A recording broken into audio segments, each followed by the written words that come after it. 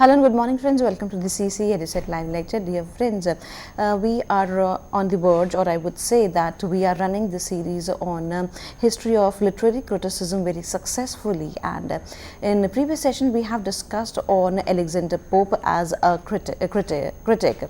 As we have already promised to you that we would be carrying one more session on Alexander Pope as a critic. So today we would be talking on detail on Alexander Pope once again. And for this very discussion, we have once again with us in our studios Professor Bhim Singh Dahiya. Professor Bhim Singh Dahiya is a retired professor of English. He is appreciated all over India as well as in abroad. His books are admired by the students, and we would like to tell you all that he is formerly Vice Chancellor of Kurukshetra University. So let's welcome our guest, Professor Bhim Singh Dahiya, and let's discuss more on Alexander Pope. Hello sir, welcome to the discussion. Thank you.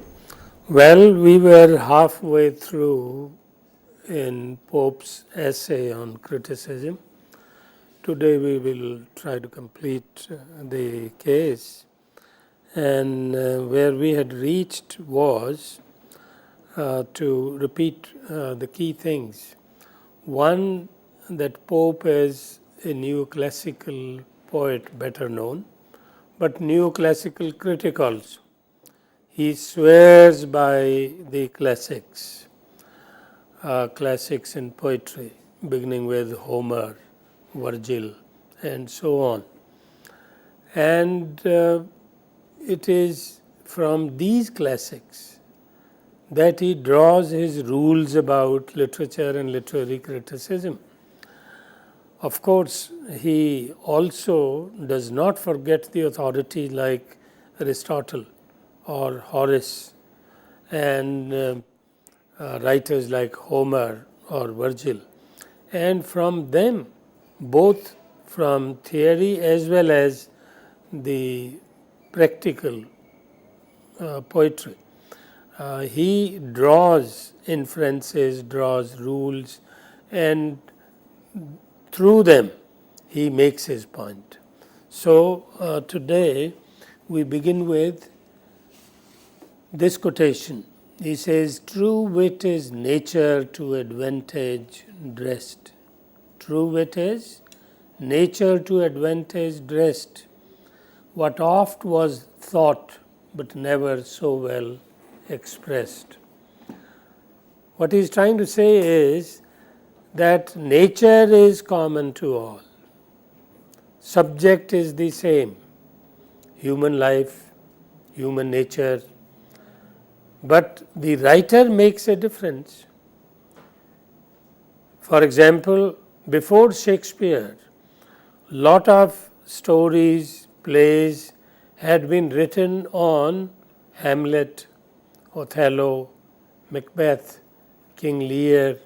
But then when Shakespeare wrote, people forgot the rest of them, because he has that power of expression which Pope is talking about.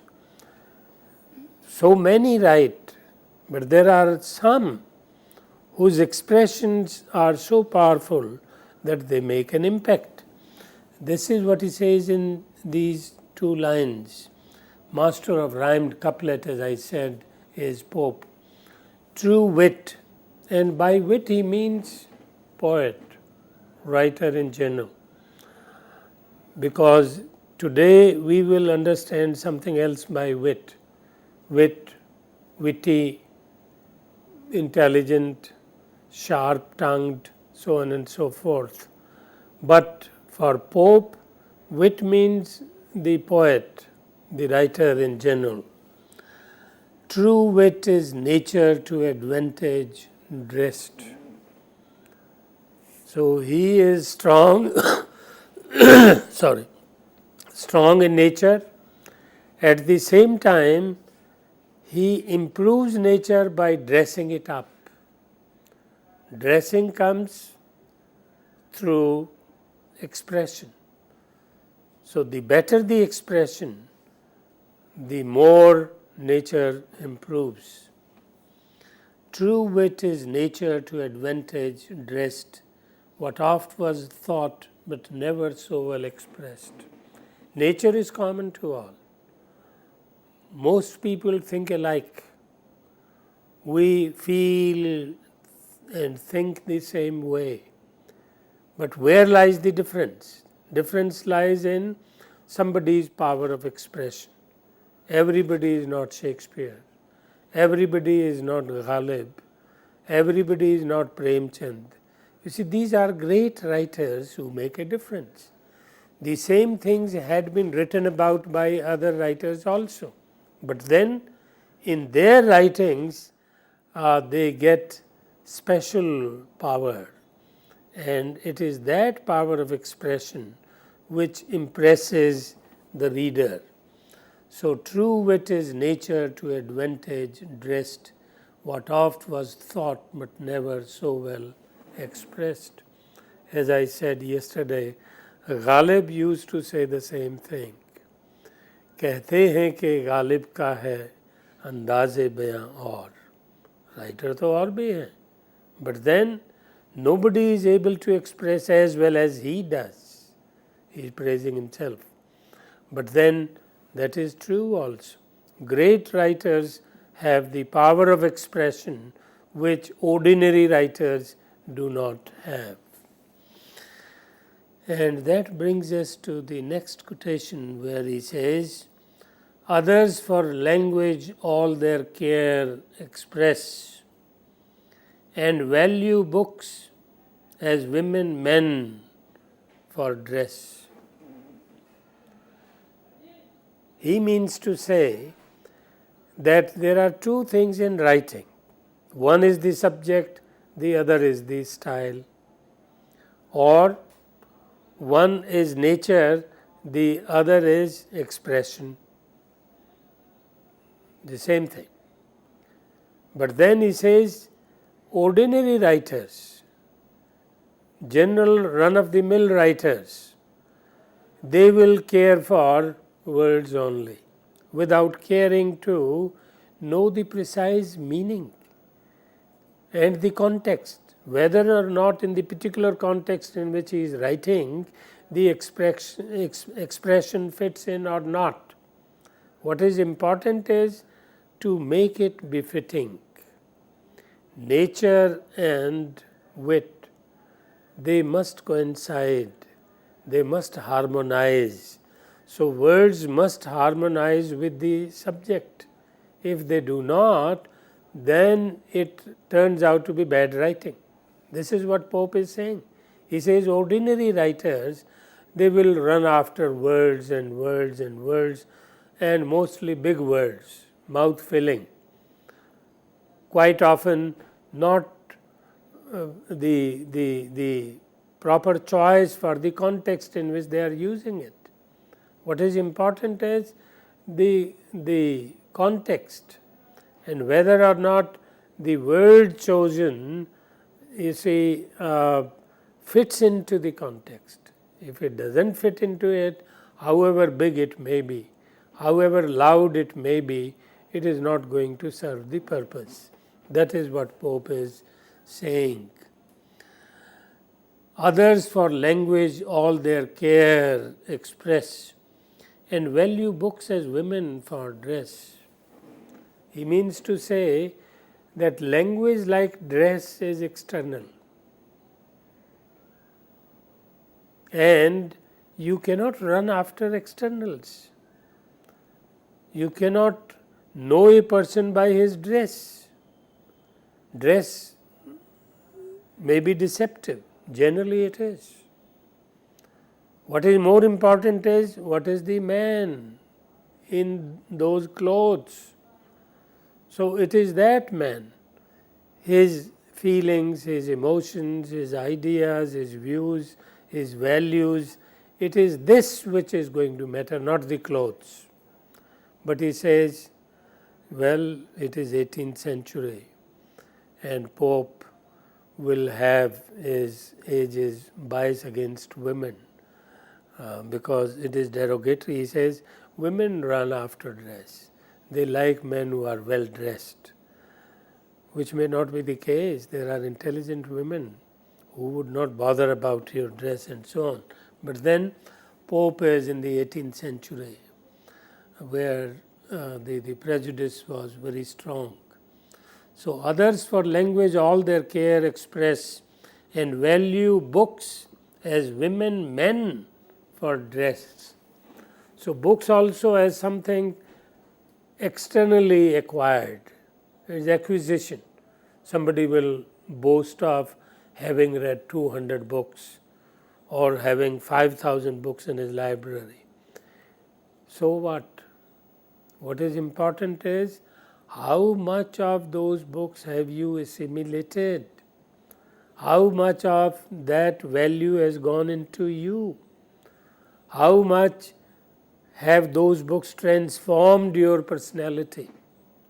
If they have done nothing of these, then no use reading books or acquiring books. This is what he is saying.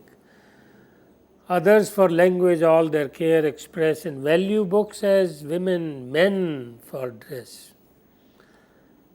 And then comes a similar statement. He says, words are like leaves, and where they most abound, much fruit of sense beneath is rarely found, which is very true. You can see the mango tree. If there are too many leaves, there will hardly be any mango there. But if there are mangoes, there will not be many leaves. So he says, the relationship between words and sense is the same.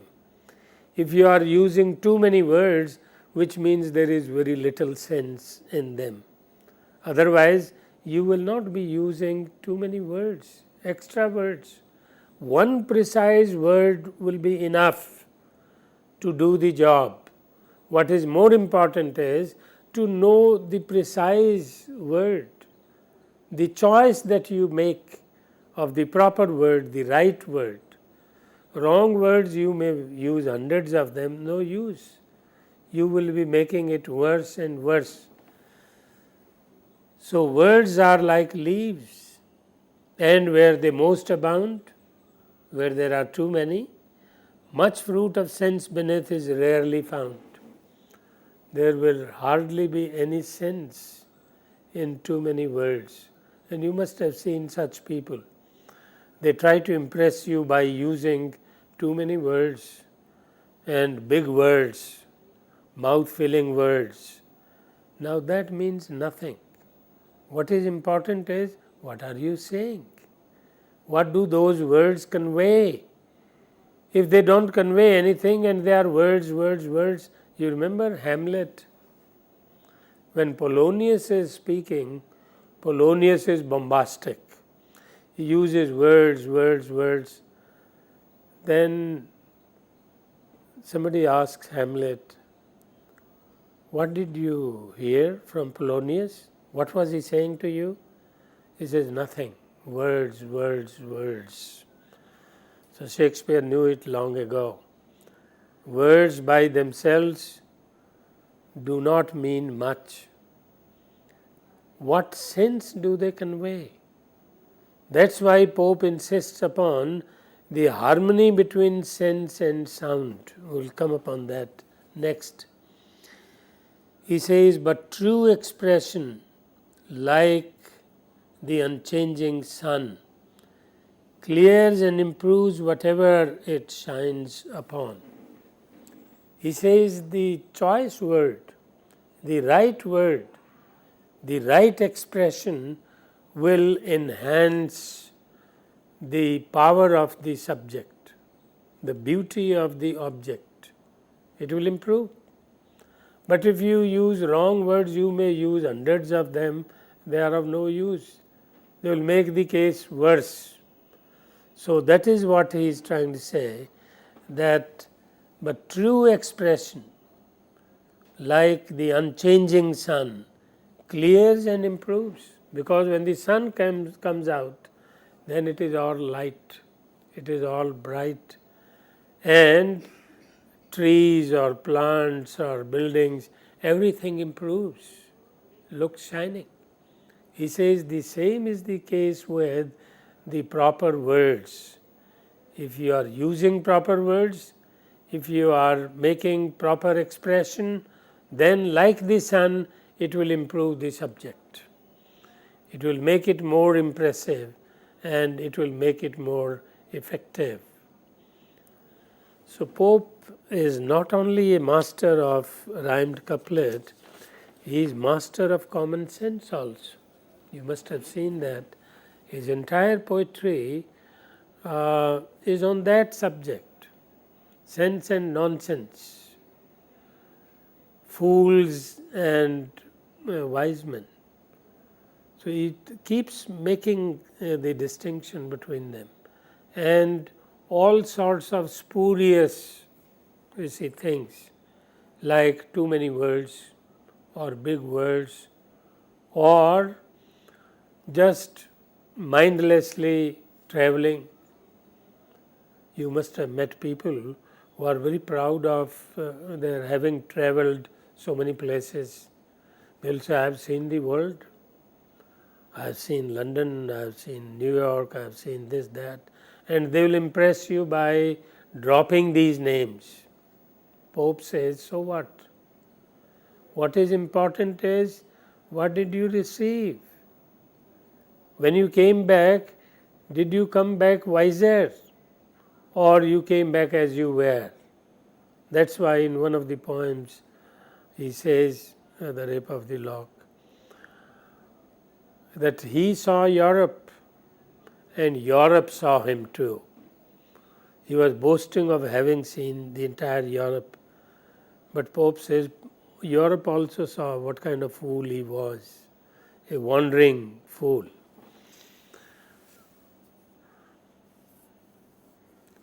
Yes, then Pope comes to speak about rhyme. He says it's not enough. No harness gives offense. The sound must seem an echo to the sense. He says it's not enough to have proper rhyming, to have smooth rhyming and not odd, because oddity in rhyming is also irritating if it is not properly rhymed.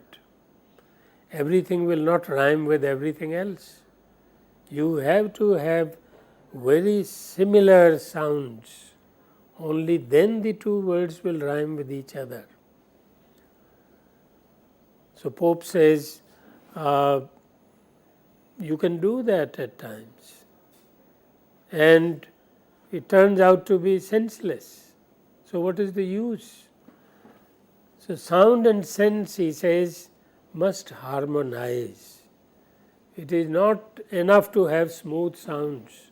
You may mindlessly use soft words, but then do they fit into the context? Do they make sense? Do they convey the subject that you want to convey? Does it improve it? If it doesn't, then what use is too many words? So Pope is very sensible there. He will not brook any nonsense, no extra words, no improper words, no words just for the sake of sounds. He says sound has a place in poetry, but not detached from sense. So sound and sense, he says, both must harmonize. They should not be at war with each other. They should not be in conflict with each other. There should be proper harmony between sound and sense, because poetry is not all sounds. Primarily it is sense. Sound comes later.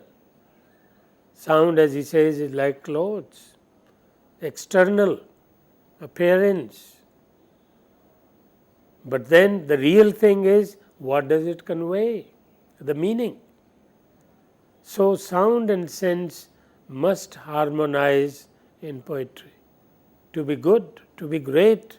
Otherwise, it cannot be considered great poetry.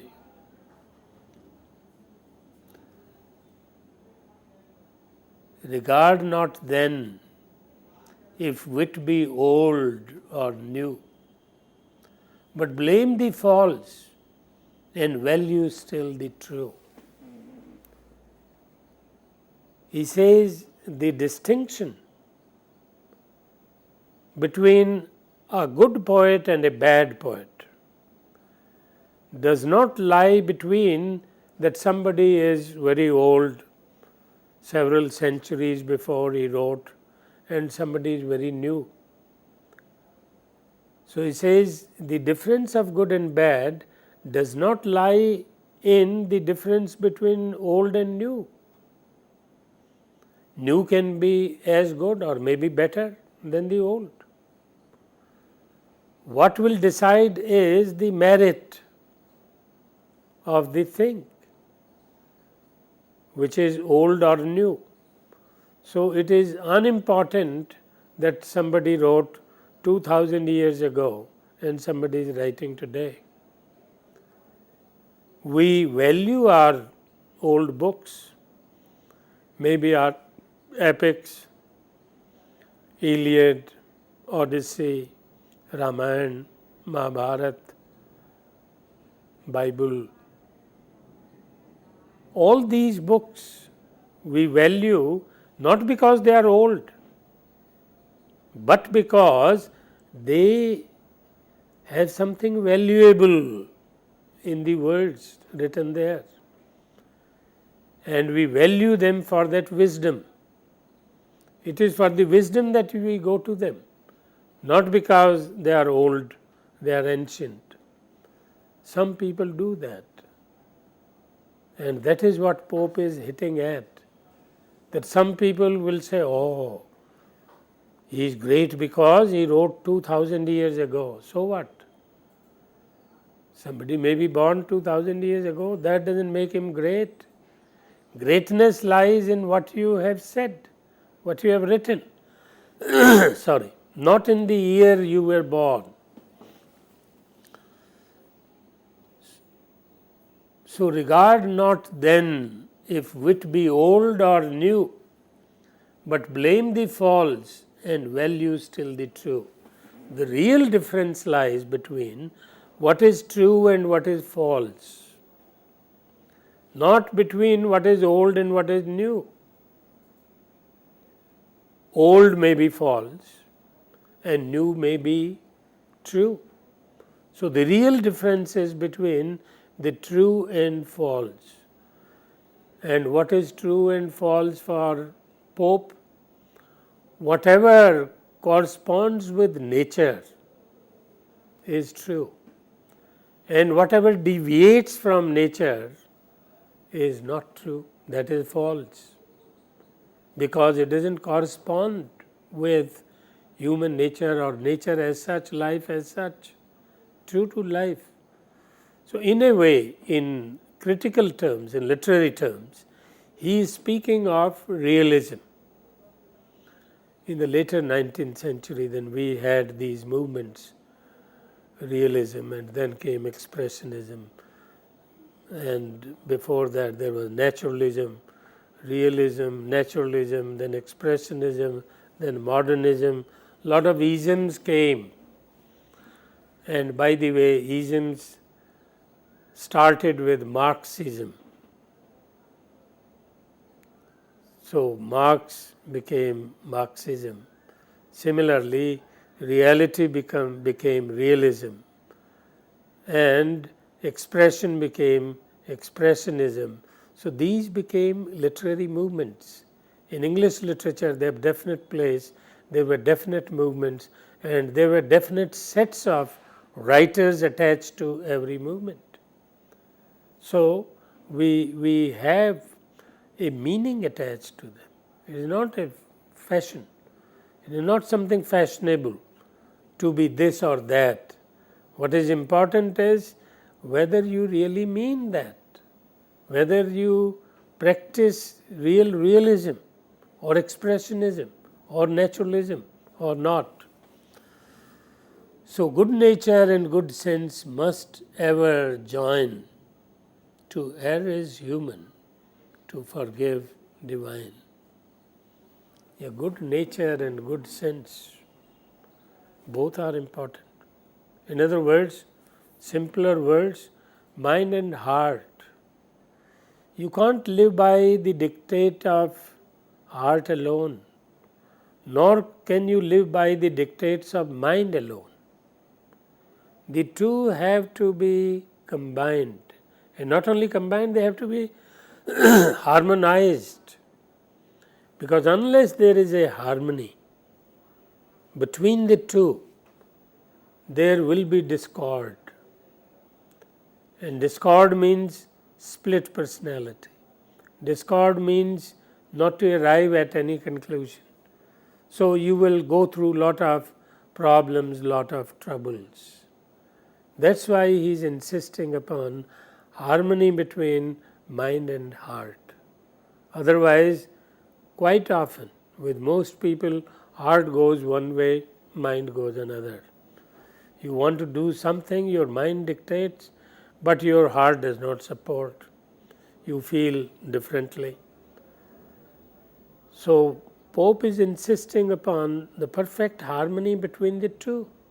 It is only then that you can be a great wit, a great poet, or a great critic. Because here he is talking about critic and criticism, but then simultaneously talks about poet and poetry, because he says you cannot really separate the two. The poet and the critic, as he said earlier somewhere, that it is just like man and wife. They are companions. So, poetry and criticism, or literature and literary criticism, they are companions. You cannot separate them. They have to be discussed together, and only then they make complete sense. Not alone, not by itself. Then, to err is human, to forgive divine. He accepts that. He says, man is liable to go wrong. To err is human. Making mistakes is human, because humans are not angels. They are not gods. They are imperfect, and therefore likely to make errors. But then, to be able to forgive that error is divine, a godlike quality which we must have. Thank you for the time being. We have a break.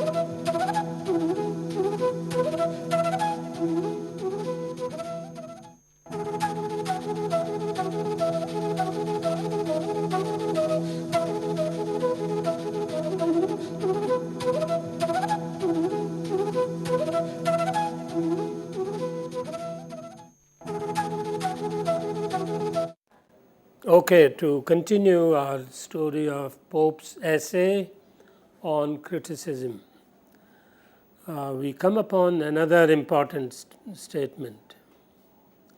Learn then what morals critics ought to show, for it's but half a judge's task to know.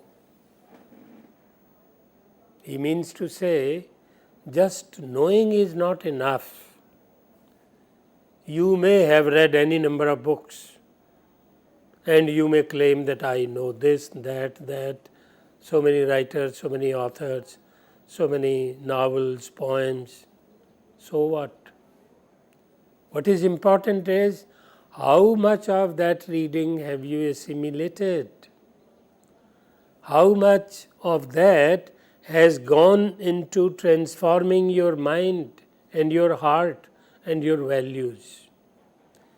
If you remain the same person you were before reading those books, then what use? Unless your mind has become sharper, your heart has become more responsive, your values have become more refined. Unless and until all this has happened, all reading is a waste. So learn then what morals critics ought to show, for it's but half a judge's task to know. Just to know is not enough. That is half the job. The judge may know all the laws. So what? What does he do with those laws? Does he honestly implement those laws? Apply them to whatever case comes to him? If he is not doing that honest job, the mere knowing is not enough. So knowledge is one thing, morals is another. That's why you see writers like Matthew Arnold, they insisted upon culture. They said the purpose of education is not to tell you some information about some subjects. Like these days, we have that misgiving. After the advent of technology, now we have gone crazy after technology, and we think that alone is the education. Unless you are an engineer, you are a doctor, unless you are a technical person, you are not educated. Earlier it was otherwise. Education does not lie in this. These skills, even illiterate people used to practice. All our artisans were illiterate people. It may be goldsmith, it may be blacksmith, it may be any kind of worker. But that does not make him morally superior. Morally superior would be not mere knowledge, nor skill, but education of the mind. That's why Matthew Arnold says, culture is the primary purpose of education. Technical comes next. If you have not acquired culture, then you are as bad as not educated, illiterate, like animals. And what is culture? He says there are two components of culture. One is open-mindedness, that you have an open mind, you are receptive to ideas, you are ready to hear the other person, and you are ready to try to understand what he is saying and appreciate what he is saying, and not be fanatic about your own views. If you are a fanatic, you are not an open mind, you are a closed mind. So that is one quality Matthew Arnold attributes to culture. That a cultured person will be one who has an open mind, who is prepared to listen to everybody. Of course, you can make your own judgment, but at least you give a chance to the other person to say what he wants to say. The second quality that Arnold attributes to culture, he says, is decency. Decency, he says, is a matter of conduct. How do you treat other people? Are you nice to them? Are you decent with them? Are you civilized in your conduct? Do you treat them gently? If you do not do all this, then you are not cultured. So these are the two qualities which give you the moral sense, and that is what Pope is insisting upon. Not mere knowledge, but morals. Whether or not you try to be a good person and practice goodness and shun badness. So learn then what morals critics ought to show. And morals are not for one person and not for the other. Morals for everybody. Morals are as much relevant for the poets as they are for the critics. As they are for men, so for women. So morals are relevant to everybody in every situation, every case. So not for one and not for the other. So learn then what morals critics ought to show, for it is but half a judge's task to know. Knowledge is just half the job done. It is complete only when you acquire the moral sense also. And as Arnold says, what is moral sense? When you can discriminate between what is good and what is not good. So moral sense is the distinction between goodness and badness, and to shun badness and to follow goodness. That makes you a moral person. If you are not doing that, then you do not have any morality. You may have any amount of knowledge. So learn then what morals critics ought to show, for it is but half a judge's task to know. It's not enough. Taste, judgment, learning, join. In all you speak, let truth and candor shine. He says you may have any number of qualities. You may have taste, you may have judgment, you may have learning. All of them put together you may have. But what is more important is truth and candor. Ultimately, in all what you say, it may be judgment, it may be knowledge, it may be taste. What should reflect is the truth, just like the sun. The sun shines, sun is constant, other things change, that does not change. So truth is like that, he says. Time and again he uses the metaphor of the sun, the analogy of the sun, the symbol of the sun.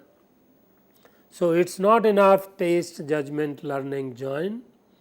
In all you speak, let truth and candor shine. What is more important is the truth, that is above all. Such without wit are poets when they please, as without learning they can take degrees. Yeah, it happens these days. He says, without wit, there are poets. He says, poetasters, who can please you. who can entertain. And you must have seen at the gatherings, mushairas, there are minor poets who give you cheap sort of poetry and entertain people, and mindless people would go with them, would laugh at them. He says, that is not enough.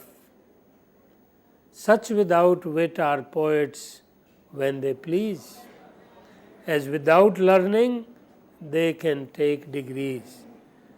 He says it is just like earning degrees without having learning. That happens even today. There are students who don't go to college, who don't go to university, who don't read books. They do all sorts of cheating. So that is what he is talking about. He says there are poets and poets, there are wits and wits, there are critics and critics. But who is the true one?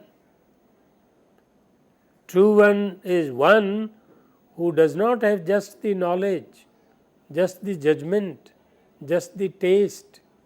He is the one who has all these, and above all, he is committed to the truth. So, truth, like the sun, is above all, and that shines. If that is missing, then whatever arts you might have of pleasing people, you can do that, but you are not really a genuine poet.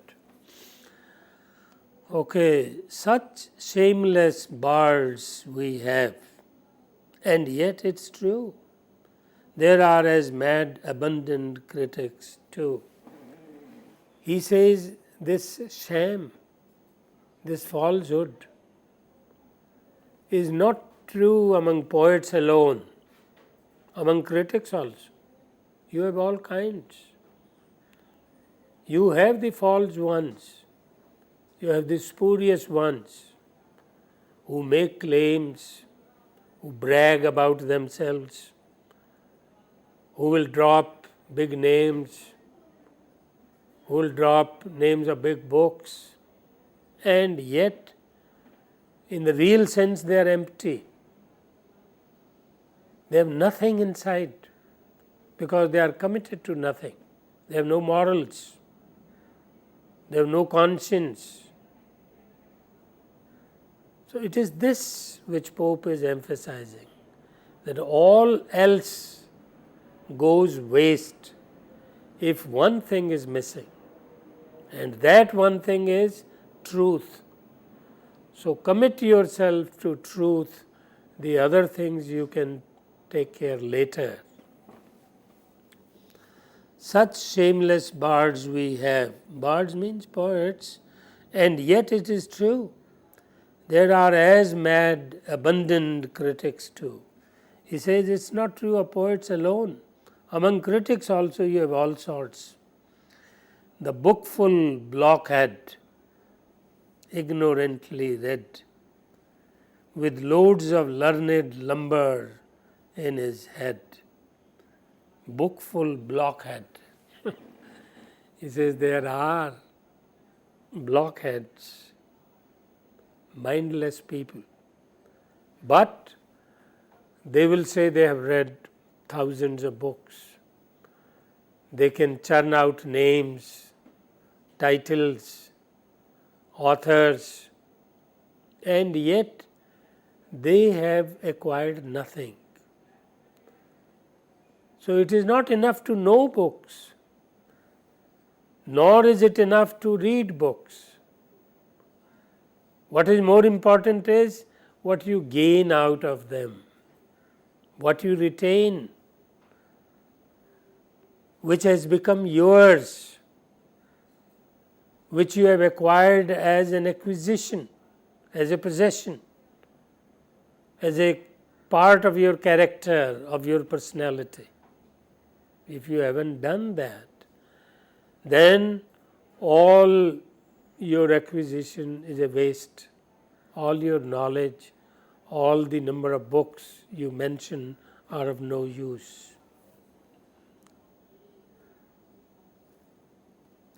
and always listening to himself appears with his own tongue, still edifies his ears. He says, these people who are fond of dropping names, who are fond of churning out titles, he says they only please themselves. They are in love with their own voices, and they wouldn't care about others. How what you are saying is being received by others. Are they genuinely appreciating, or are they taking you as a fool?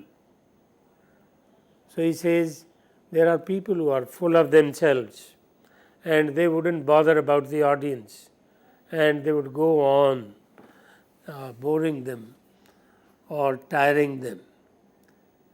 They fly to altars, there they will talk you dead, for fools rush in where angels fear to tread. Famous statement. Fools rush in where angels fear to tread.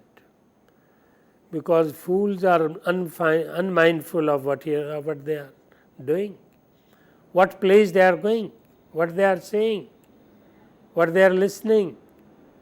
So he says, fools will rush in where angels fear to tread. There are places, there are things which a wise man would not visit or do, but fools will rush after it mindlessly. So he always makes out a distinction between the wise and the foolish. And he says there are a lot of people among the common lot who have these qualities of foolishness.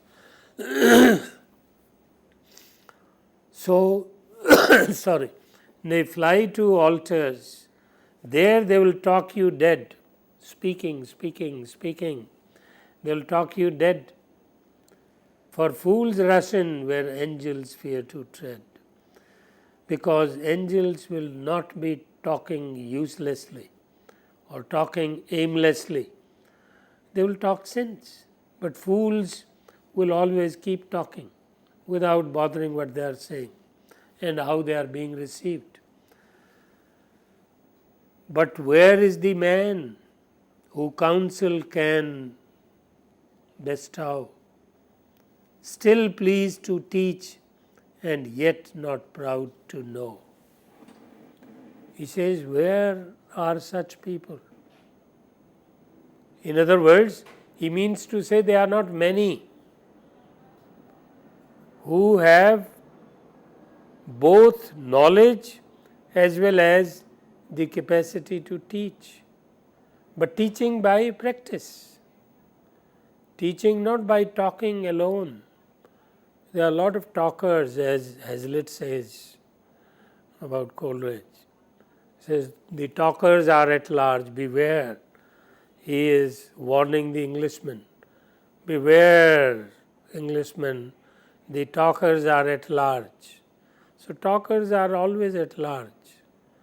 Most people are fond of talking, speaking, and speaking at length, at absurdum, without ever caring to think what they are saying and to see how it is being received by the listeners. They are so full of themselves. Anyway, so fools rush in where angels fear to tread. Such ones were critics, such the happy few. Athens and Rome in better ages knew. He is chiding the critics of his own time. He says there were times in ancient Greece and ancient Rome, you know, when Alexander, he was a Greek, and when Caesar, the Roman, they ruled the world. He says at those time, in those times, there were sensible critics. So, it is not that you are born later, therefore, you are wiser, not necessarily. In fact, quite often it is the opposite. The ancients were wiser than we are, and that is what Pope is saying. He says there were ancient times over 2000 years ago when there were in Greece, along with Alexander, the wisest people, the philosophers, Plato, Aristotle. By the way, Aristotle came to India when Alexander conquered India, because he was the guru, the teacher of Alexander. So, he brought his teacher with him, and his daughter, Aristotle's daughter, she married here somewhere between India and Iran. She didn't go back, she stayed on, she liked the place. So, in ancient times you had that, and you know what Aristotle did? He told his student Alexander that you do your own business, you will be fighting, sword is your pen, but I would like to meet the philosophers here. And he knew, which means they knew each other's language. Our Chanakya and other people, the philosophers, they must have known the Greek and the Roman languages. Similarly, the Greeks must have known Sanskrit, our own language. Otherwise, how else would they know that there are philosophers here so and so? And he said, I would like to meet them. You do your war business, I will do my philosophic business. So, that is what Pope is referring to. He is referring to these great philosophers of the ancient times. He says it is not necessary that in modern times you will have wiser people. Time has nothing to do with wisdom. Wisdom you may find in greater degree or more important in the ancient times. And he mentions both the Greece and Rome, the Roman Empire and the Greek Empire, those days.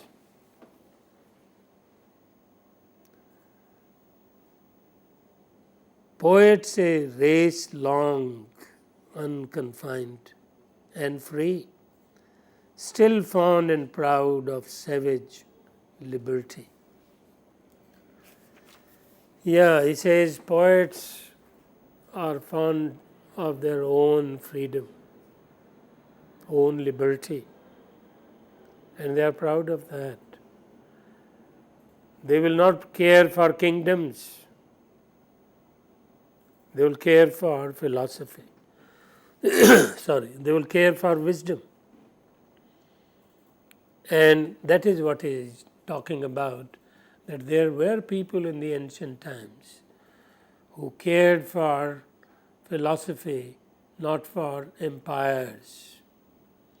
He who is supreme in judgment as in wit might boldly censure as he boldly writ, yet judged with coolness, though he sung with fire. His precepts teach, but what his works inspire. What he is trying to say in these lines is that it is not poets alone who are important. Critics too are important, equally important. After all, what the poet has said, who explains it? Who explains it to the common people? It is the critic. Critic interprets. Otherwise, it will not be available to the common man. It is made available to the common man by the critic, and hence critic is of as much importance to society and to history and to literature as the poets are. Therefore, we should not undermine the status of the critic. We should hold it at par with that of the poet. Thus long succeeding critics justly reigned, license repressed, and useful laws ordained. He says it's not for nothing that the critics reigned for so long, that they have been important in history since the ancient times, since the time of Alexander or Caesar. They were important for their own worth, because they justly reigned, because they repressed license and they framed useful laws. Do this, do not do that. And what is tragedy? What is comedy? What is epic? What is satire? What is epistle? What is rhyme? Sorry. All these things, who did? It is they, the critics, who defined them, who made them available to the common people. Otherwise, poets would have remained, many of them, unknown. How would the common people know them? Therefore, their place, their position in the history of literature, in the history of life itself, in any nation, is as important as that of the creative writers. So, creative writing and critical writing, Pope is holding at par with each other. Okay? Thank you. With this note, thank you, sir. Thank you so very much. And dear friends, we believe that the lecture might have appeared beneficial to you. If you have any questions, then do write to us at info.cc@nic.in. Your feedbacks are very, very important for us. And if you wanted to have a session on any particular topic, particularly in this series, then also you can contact us. The lecture is going to be uploaded on YouTube soon. We would be meeting again in future. Take care. Goodbye. Thank you, sir. Thank you so very much.